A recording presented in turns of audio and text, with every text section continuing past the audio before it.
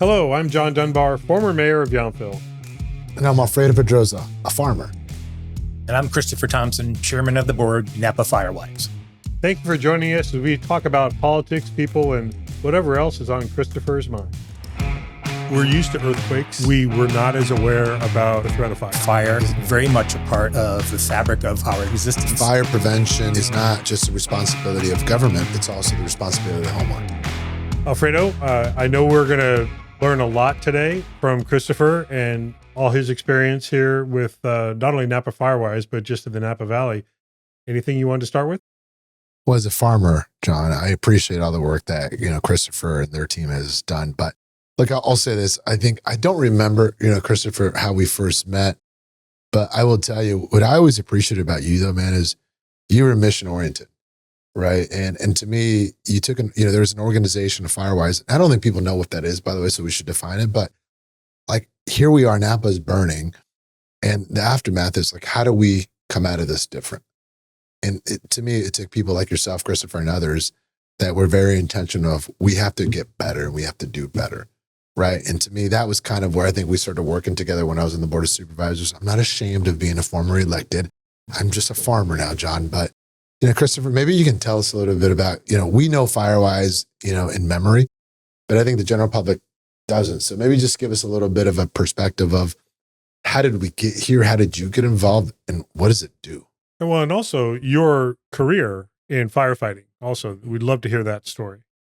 I'd love to tell it. So I'll first start by saying I moved to the area in 2015, my wife and family. And we bought a piece of property, and like everybody else that bought property in high fire severity zones, we had to sign a document that said we acknowledge that we are in a high fire severity zone. And upon was that a factor for you though, Christopher, in buying that property? Not at all. It was like signing that and check it off the list. Yeah. Check it off the list. List same with rodents and all the other kinds of things that you have to sign off. But I realized that there was a fire station close by my home. And so I went down there one afternoon and I went to the fire chief and I said, hey, I bought this piece of property. It's right up the street.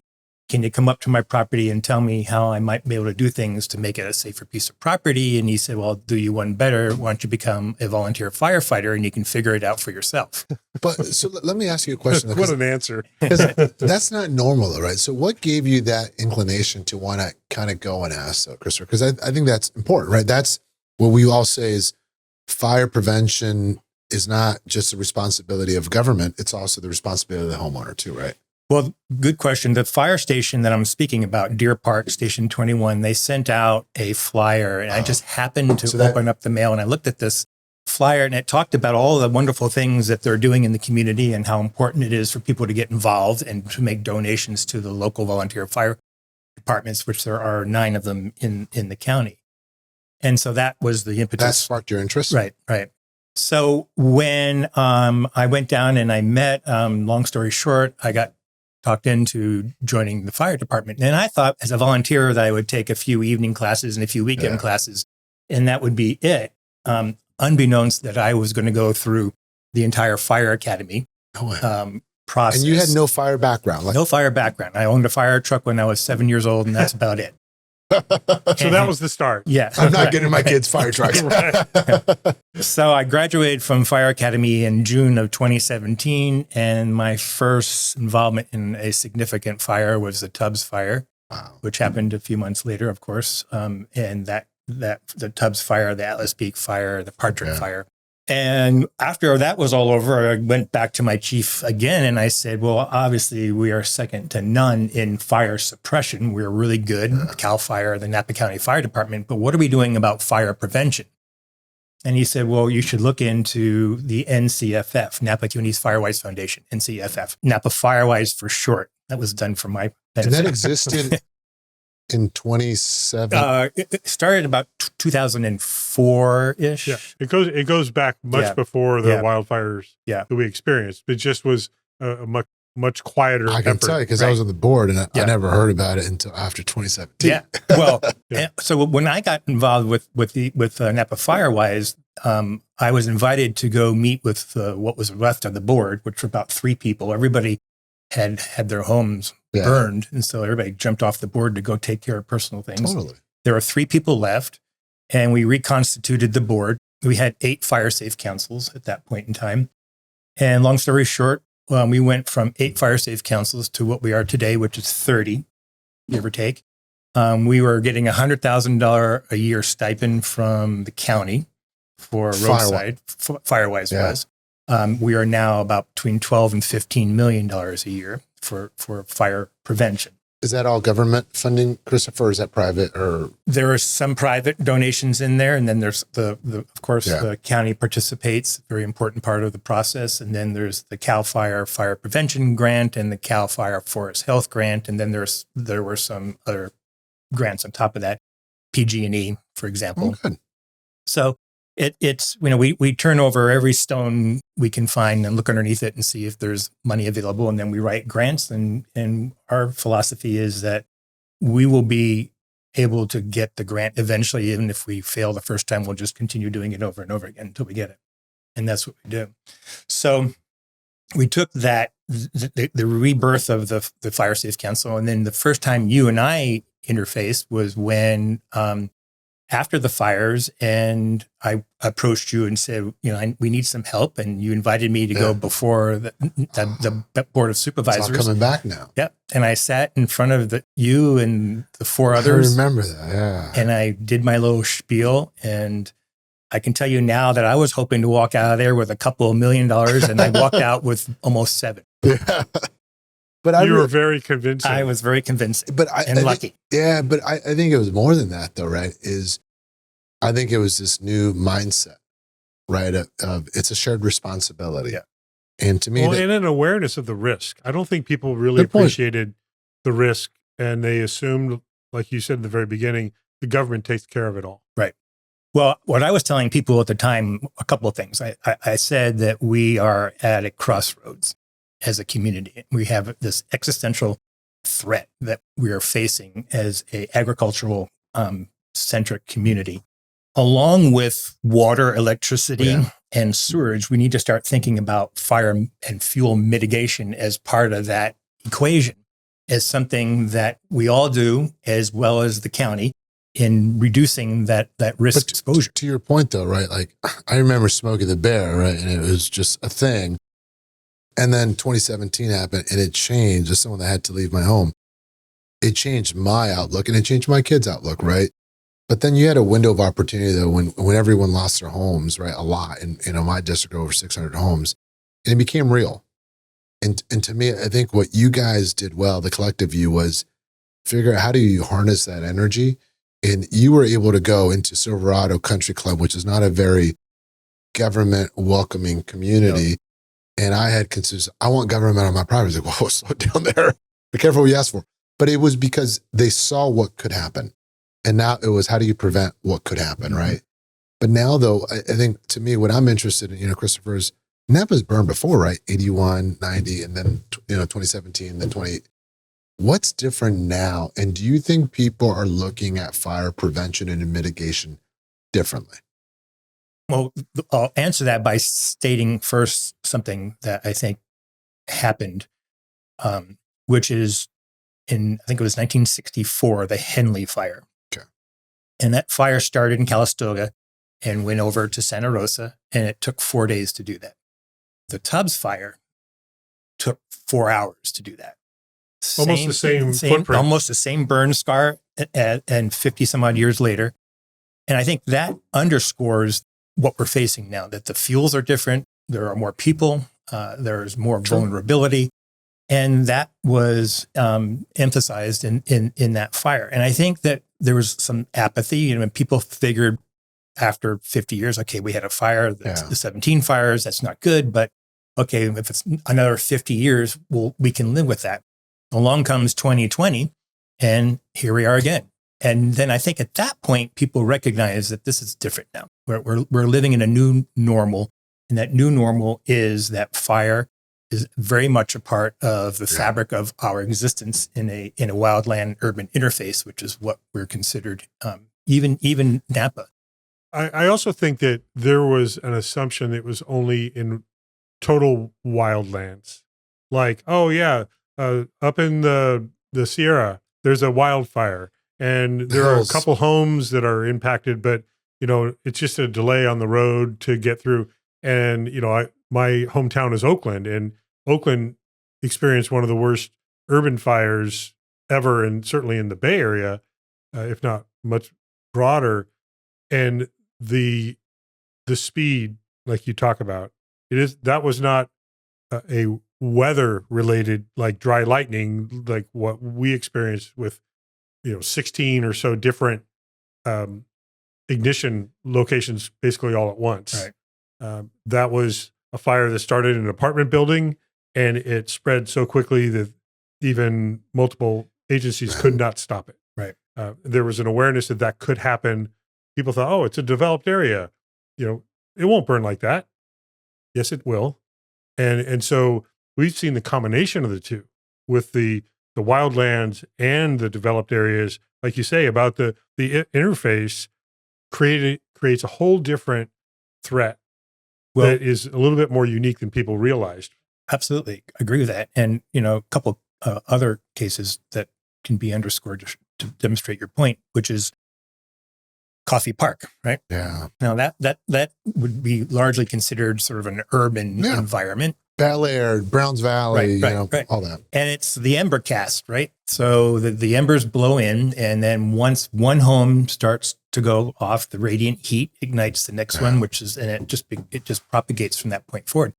I was down in Los Angeles the 7th of January, the morning of the Pacific Palisades fire. I was down there in my professional capacity as an electrical engineer working on a project. And I got a text from the fire marshal here in Napa County, Eric Hernandez. And he texted me and he said, "Christopher, are you anywhere near Pacific Palisades?" And I said, "Yeah, I'm here right now." And he said, "Something big just kicked off." And I walked outside the building and looked up, and I saw the smoke column, and I knew that this was not going to be good just by the color and the way the smoke was being emitted from the fire. So I got everybody out of the building, and I put on my uniform, and I started doing house-to-house evacuations, and I did traffic control. So you travel with your firefighter? Yeah, I've stopped a number of times on I-5 to render aid. And then the next morning at about 4:00 in the morning, I did the same. I have a place down in Pasadena, and I was doing the same thing, door to door, fire department evacuate, because no notice went out. It was until way too late. It was just terrible. But in all fairness, when we had our 17 fires, we struggled with a lot of the same problems. We struggled with warning systems. We struggled with water supply, and we got smart.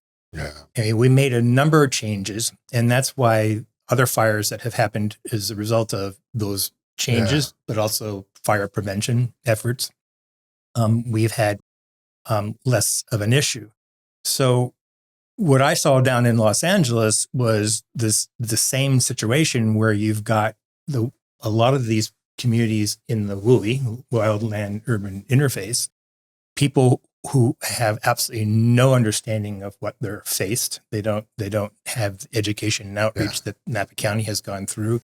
They don't know what a red flag is. They don't know how to do prevent that different posture and this sort of thing. So I really enjoy the fact that so much time and energy and effort in this county has been put toward education and outreach to make sure that didn't happen. And I'm trying to take that those lessons learned and help other communities go through the same process. I'm glad you're doing that, right? Because the fact that you're still seeing communities struggle with, because we heard about the fire hydrants, whether it was politicized or not, and sometimes there's reason, it right? Was. When the water systems burns, there's nothing to pressurize the system. I don't care how big the hose is, you ain't gonna get water, right? It's just common sense. So I like what you're saying about taking the story and educating people around it. I think part of the problem, not just because I'm going through an addition to my home, but when you go through the process, it's freaking hard to go through a government process when you're adding build, because we apply all these regulations. And then I'd have to meet with my architect today and say, hey, we need different vents because you're in the WUI. I was like, how much is it going to cost me? But I'm like, I have to do that. Like I'm self-aware enough to know. How much is it going to cost you if you don't? I agree. But then I have to pay all this other crazy stuff that makes no sense.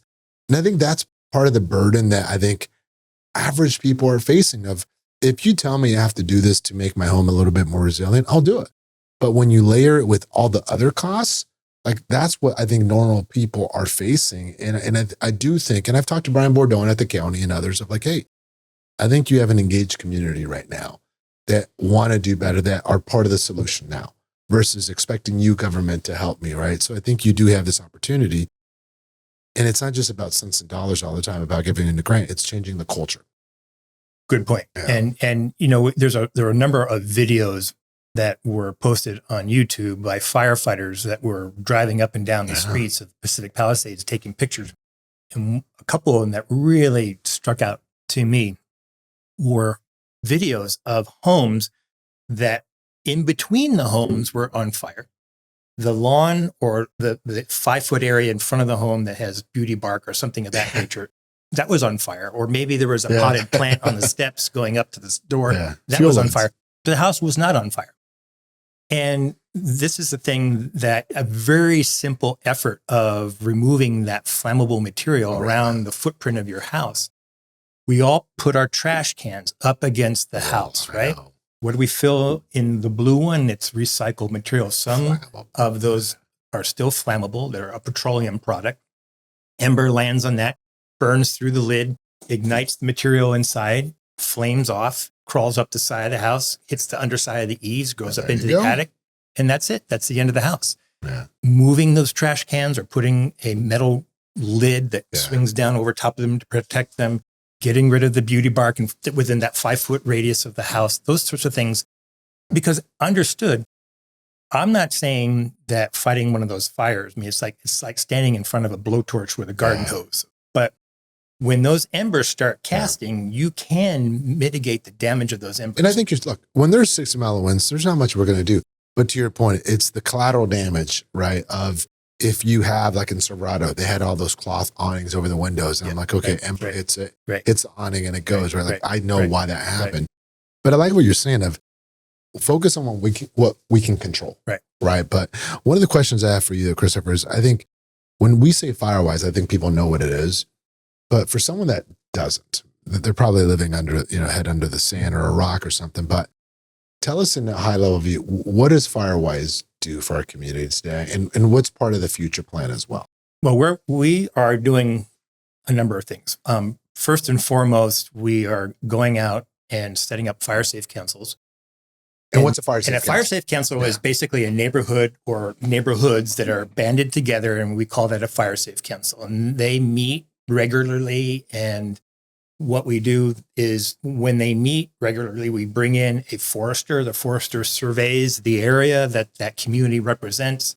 She looks at the fuel loading, the topography.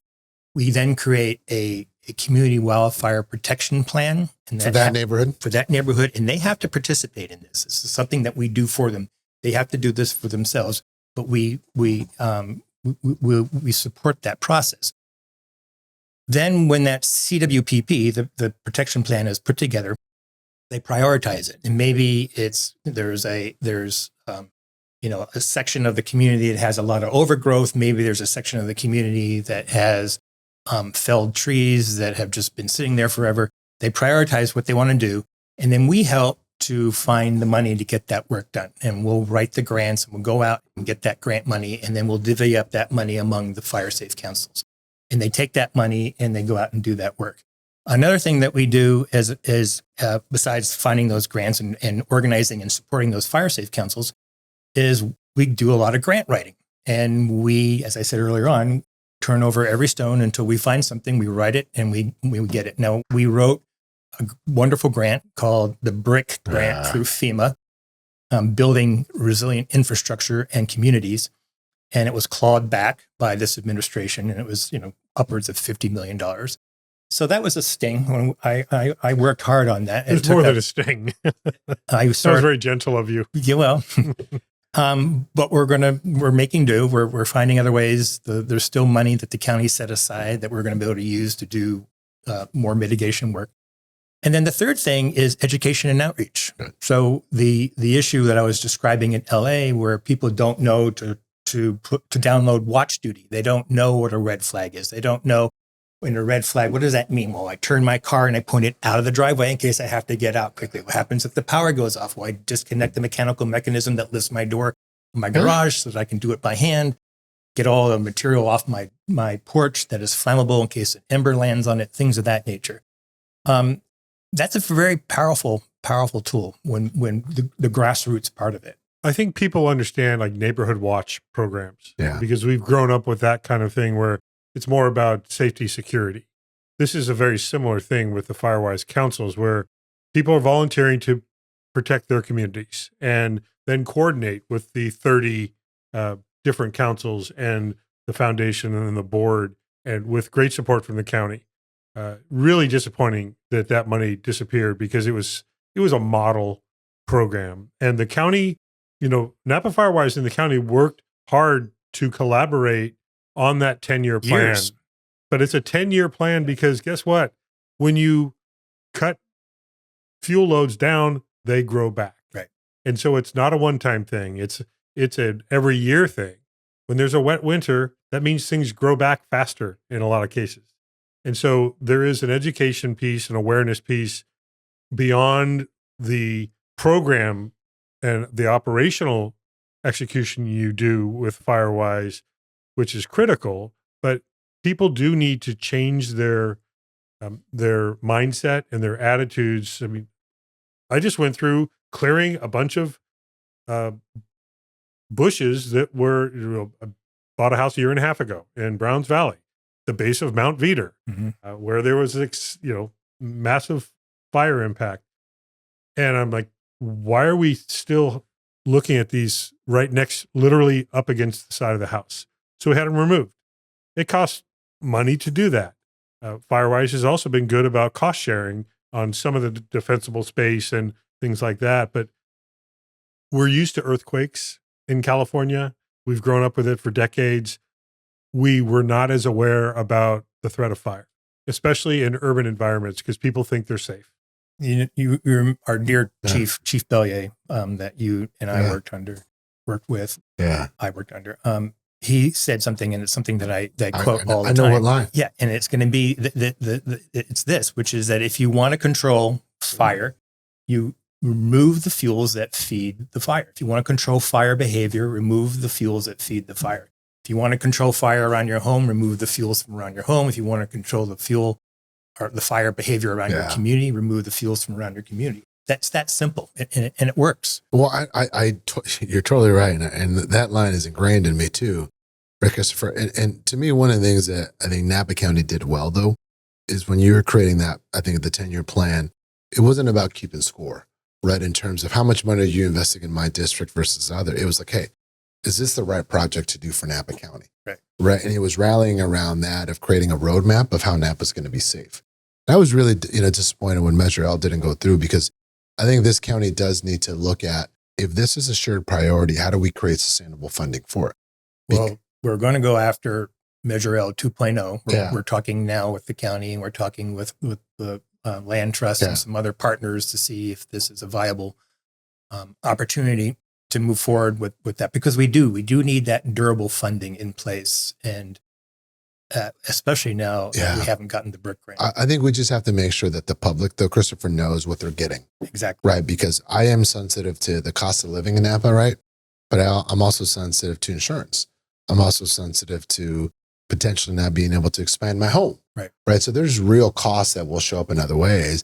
But I think we have to bring the public along of, here's what we've done, because we've put millions of dollars into this, and it has worked. Yes. Right. I looked at, I think, what was it when Soda Canyon was burning in 2021? Remember that little fire that started off? It was like a 5 acre. Yeah. But I can tell you, because it burned in 17 and then burned in 2021, and we go out there and it's a slow moving fire. I'm like, God, this is nothing. Right. Because everything was burned, to your point. The fuel. And we had done some mitigation along Soda Canyon Road. And I'm there at Todd Walker's house. I'm like, hey, Todd, we're good. But it was, to your point, everything had been modified. So you were ready. Even if there was winds, it probably would have caused some damage, but you had changed the behavior of it because of the fuel loads. Just like the Crystal fire that we had a couple of years ago. Exactly right. So like we know what works, but you got to make sure the public knows that. Right. Right. And that they understand that just because Cal Fire is investing millions of dollars in fire equipment and all that, that's after the fact. You're in the business of prevention. Right. Right. Well, it's like going to the doctor, and you have the opportunity to change your habits, your diet, stop smoking, stop drinking, or you continue all that and you go to the doctor, and the doctor, that's the suppression part. The prevention part is where we're saying change your diet. Or just exercise. I'm exercising, John. I cut down on my wine consumption days before I go to the doctor. For you think that helps? No, I don't care. I want you healthy. But it just ironic little anecdote. Recently up in Oregon visiting Jerry's family, and we were driving along a very rural area, which speaks to Oregon quite extensively. And this is how I've nerded out on this. We're driving along this highway, and I'm like, well, in California, now we would cut this back 100 feet because it's very dense, forests everywhere, and it's beautiful. Oregon's in a world of hurt. But right up to the highways, if somebody throws a cigarette out a window, it is going to be a disaster. And it was just kind of ironic that I look at it differently. I'm not looking at, look at the beautiful forest and look at the beautiful greenery as we're driving through here. I'm like, fire risk, fire risk, fire risk. When we first moved here, my wife and I were driving up a road and the trees were overarching, and we're just like, this is so beautiful. I can't wait to start living here. And now I look at it and it's like, I got to cut that back. The fire can go there. I mean, ignorance is bliss, right? You don't know what you don't know. But I think to your point though, like, because we live up on Atlas Peak and there was doing some roadside clearing. And I was like, hey, why don't we all chip in, right? Like it has to be a shared responsibility, right? And I think that's the opportunity that Christopher is doing more of that, like that roadside clearing, John, is, well, that benefits the property owner too. Yeah. So the property owner should participate a little bit, right? It shouldn't just be on the backs of grants. Grants should help, right? But then those that have the ability, we should augment that, right? To make it grow and make it, the community. And this is, you're right. Yeah. It's part of education. And we have to think back of when we had these fires, and we have to think about smoke taint. We have to think about smoke days. We have to think about schools canceled, kids left home. Societal costs. Parents can't go to work. There's nobody to take care of the kids at home if they do go to work. All the repercussions of smoke blowing in. Maybe there's not even a fire here. Maybe it's in the next county over, or maybe there is, and it's on the edges of the county. So that all has to enter into the equation of, do we do this or do we not do this? Well, that's what was really frustrating for me about not only Measure L, but just some of the response. It was a miracle that there was no direct fire damage in any of the cities of the town in 2017 or in 2020. And so then people, it's not our problem. It's only the county residents up in the hills. That's their problem. And we're not going to help. Well, it was more, let the rich, optics were, let the rich people pay for it, right? Because that's what everyone thinks. But that's not true. To the point you just made, and also what I was thinking about is, well, when the schools close, then maybe for some people, that's where their kids are getting their meals for that day. Yeah. Not only the education piece. And what about job loss? And what about revenue loss associated with, when you've got vineyard workers and other laborers that can't make an income anymore? And so we have learned a lot. And I want to just ask you to speak a little bit to some of the programming that Firewise is leading on, like not just residential defensible space or just property defensible space, but I'm still very impressed about the reflective addresses. Right. With things that you don't ever think about. Like in 2017, street signs burned and melted and lights failed. And so it's now pitch black. You can't see a wood street address to know if you need to check on some resident somewhere. So some of the things that you have promoted and often helped fund for property owners. We did. We went into Calistoga and Angwin and Deer Park, and we're promoting a program where we're putting up badges. It was an experience that I had early on as a firefighter, where I was called out to a heart attack victim when we couldn't find the person's home because there was no address. And so I just said, this is crazy, So those green signs with the white letters, we need to see those, especially if there's a large fire and people are coming in. What we call strike teams are coming in from outside the community, and they don't know the area, and they're given an address. They need to be able to see that easily. Something that we're doing now are we call resiliency sites that we're going to try and to build about 100 of these. And these resiliency sites might be several properties, and they're all these properties band together, create a level of assets that can be used for fire suppression. Smart. Maybe there's vineyards, there's a large amount of water. There maybe typographically, maybe it's a ridge line, it's a spur ridge, it's a saddle, something that allows people to stage and take a stand against an incoming fire. We've been working with the Napa County Fire Department and CAL FIRE, and they love this idea, and so we're developing it. And this is going to be privately funded. I love that. And we're doing this with large property owners, large acreage wise. And we're going to put them all together, and then we're going to create that resiliency site. It's good. And that is going to, I think, we're being told, and people are looking over our shoulders and saying, we want to see how this works, because this is going to be something that we might want to replicate elsewhere. Yeah, unfortunately, we can and probably should be a leader in this space because it is a high profile. I know Lahaina, I know Palisades, Pacific Palisades, and unfortunately, there have been significant issues.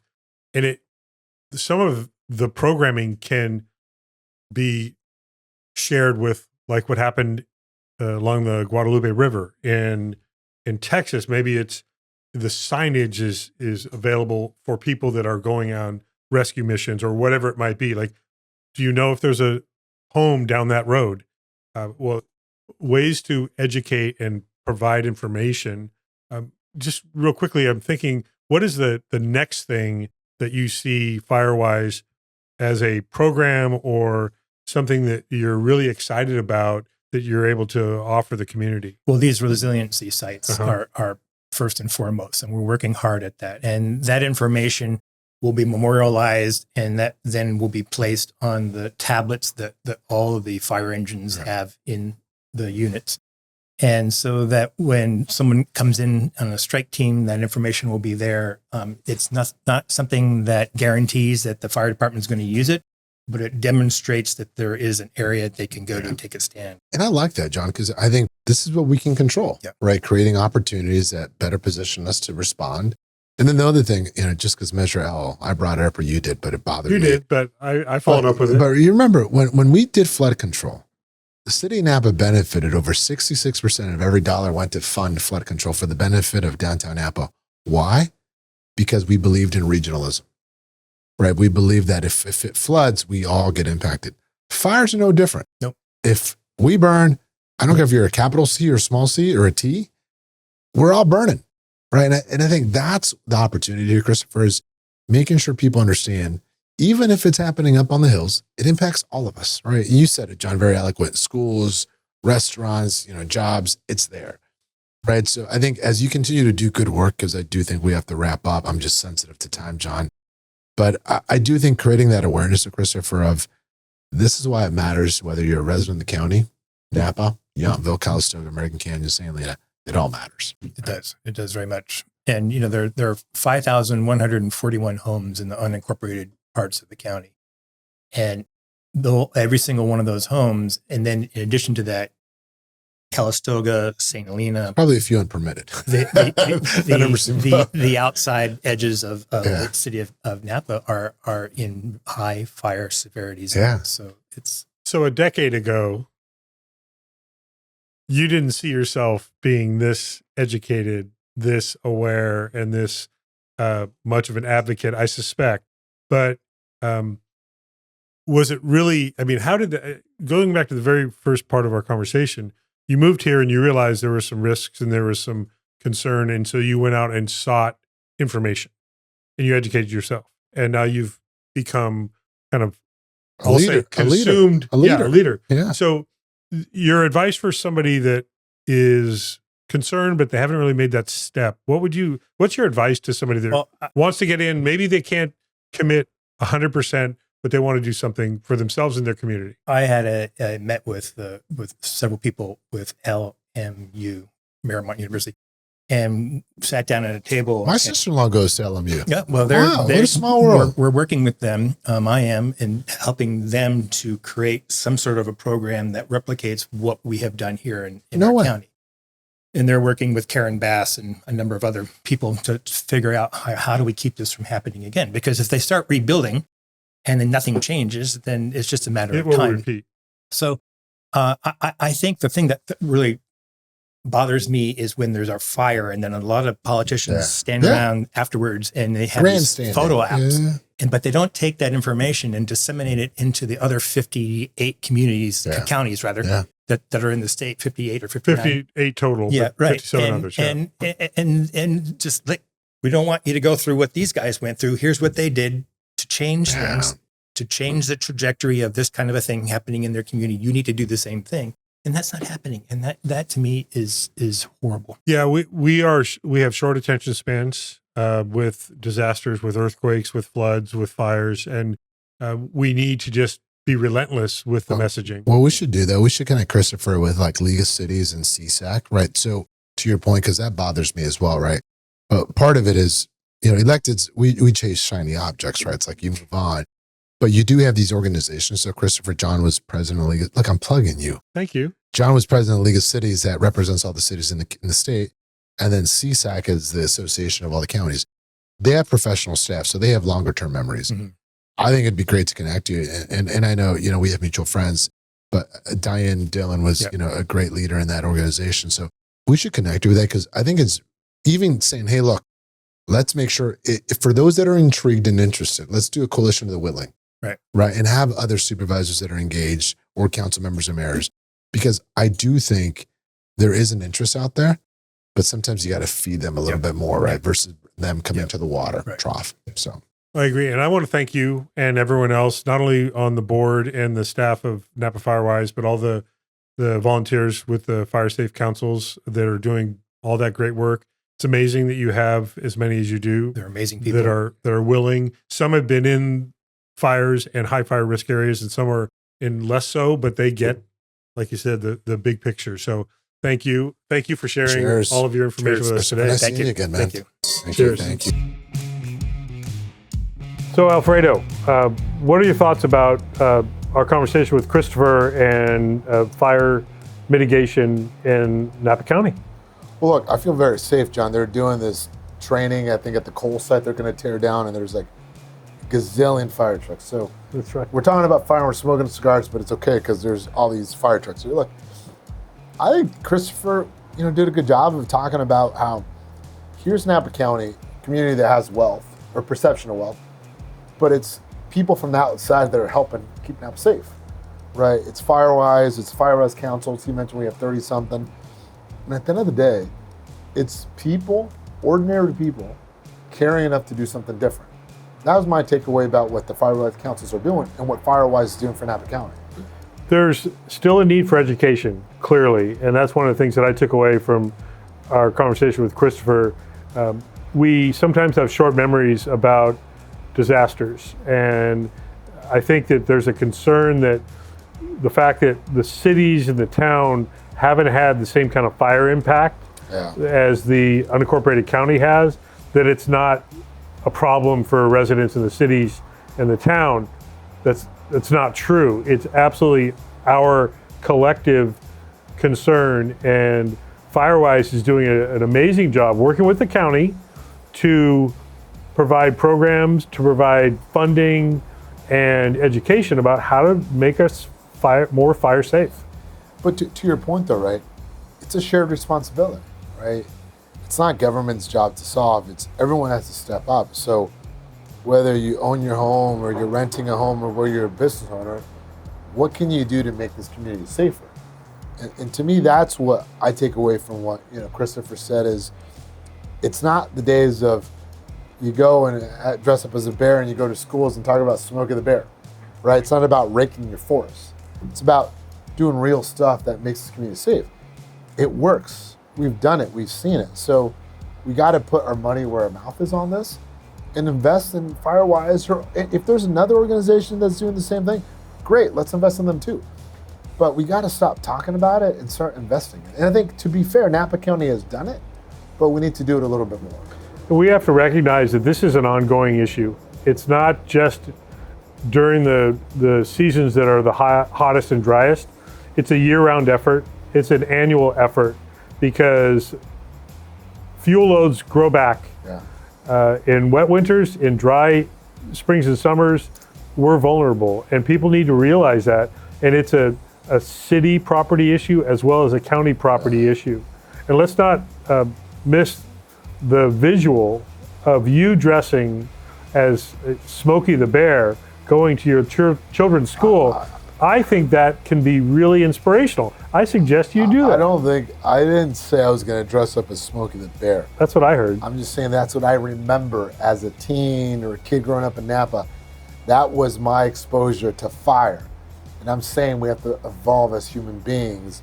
Just like your wine palate has evolved, you're a much more sophisticated wine drinker ever since we started hanging out. But look, Napa County, bottom line, our capital C, lowercase c's and a T, we're better off because of Firewise and what people like Christopher do. So, and I also want to, as we toast to Christopher and everyone else that is committed to making all of us safer, I want to acknowledge all the volunteers of the Fire Safe Councils that are not just protecting their own property and their neighbors' properties, but all of us. Cheers. Cheers.